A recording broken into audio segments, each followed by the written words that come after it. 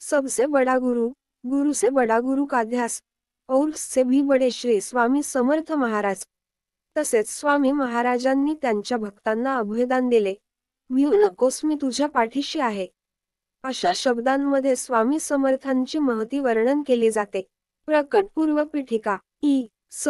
1459 सुमारास, माग वद्य 1, शके 1380, श्री नृसिंह सरस्वती स्वामी महाराज यांनी गाणगापुरास निर्गुण पादुका स्थापन केल्या व त्यानंतर यात्रेचे निमित्त साधून ते कर्दळी वनात अदृश्य झाले. या कर्दळी वनात सुमारे 300 वर्ष महाराजांनी कठोर तपश्चर्या केली. ह्या काळात मुंग्यांनी त्यांच्यावर वारुळ निर्माण केले. एके दिवशी उद्धव नावाचा लाकूड तोड्या त्याच कर्दळीवनात लाकडे तोडीत असताना त्याच्या हातून कुऱ्हाड निसटली व ती वारुळावर पडली. उद्धवाचे निमित्त साधून स्वामी महाराजांना पुन्हा भक्तांच्या कल्याणासाठी प्रगट व्हायचे होते.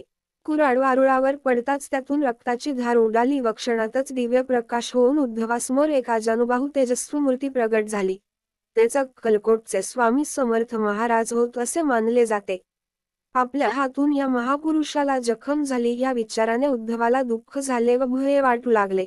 पण भक्तांसाठी माताच असलेल्या महाराजांनी उद्धवाला अभय व आशीर्वाद देऊन गंगातीरी प्रयाण केले. गंगातीरावर भ्रमण करता करता ते कलकत्त्यास गेले व तेथे त्यांनी महाकाली मातेचे दर्शन घेतले. नंतर काशी, प्रयाग असे भ्रमण करीत ते उत्तरेकडून दक्षिणेस आले. दीक्षा, श्री क्षेत्र त्र्यंबकेश्वर येथे त्यांनी शेगावचे श्री गजानन महाराज व शिर्डीचे श्री साई महाराज यांना दीक्षा दिली. त्यानंतर स्वामी पंढरपूर, मोहोळ असे भ्रमण करीत सोलापुरास आले.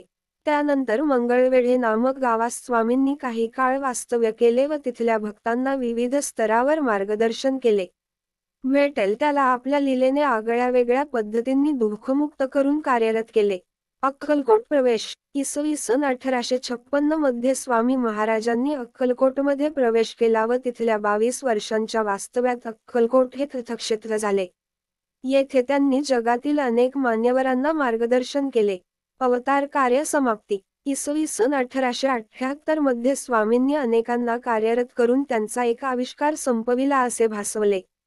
प्रत्यक्षात स्वामी महाराज आज देखील भक्तांच्या पाठीशी सतत राहून त्यांना मार्गदर्शन करून कार्यरत करीत आहेत व अनंतकाळपर्यंत करीत राहतील अशी त्यांच्या भक्तांची श्रद्धा व धारणा आहे.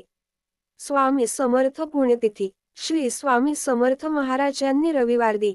30 एप्रिल 1878 रोजी, चैत्र वद्य त्रयोदशी, शके 1800, बहुधान्य नाम संवत्सर, अक्कलकोट येथे वटवृक्ष समाधी मठस्थानी मध्याह्नकाली आपल्या अवतार कार्याची समाप्ती केली. नंतर श्री स्वामी समर्थ यांना श्री स्वामींचे परम शिष्य चोळप्पा यांच्या निवासस्थानाजवळ समाधीस्थ करण्यात आले. पूर्ण ब्रह्मस्वरूप अवतार, श्री स्वामी समर्थ हे श्री दत्त महाराजांचा पूर्ण ब्रह्मस्वरूप तिसरा अवतार आहेत असे मानले जाते. भक्तांनी त्यांना ज्या दृष्टीने पाहिले त्या स्वरूपात त्यांनी दर्शन दिले आहे. कोणाला श्री विठुमाऊलीच्या रूपात त्यांचे दर्शन घडले तर कुणाला श्री भगवान विष्णूच्या स्वरूपात तर कुणाला भगवती देवीच्या रूपात. महाराजांनी भक्तांच्या कल्याणासाठी अनेक लीला दाखविल्या आहेत अशीही भक्तांची धारणा आहे. श्री स्वामी जयघोष. अनंतकोटी ब्रह्मांडनायक महाराजाधिराज योगीराज परब्रह्म सच्चिदानंद भक्त प्रतिपालक अक्कलकोट निवासी श्री स्वामी समर्थ महाराज की जय. अवधूत चिंतन श्री गुरुदेव दत्त जय जय स्वामी समर्थ.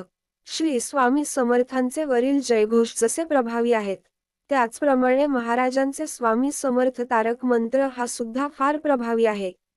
पुढील भागात लाईक करा, सबस्क्राईब करा.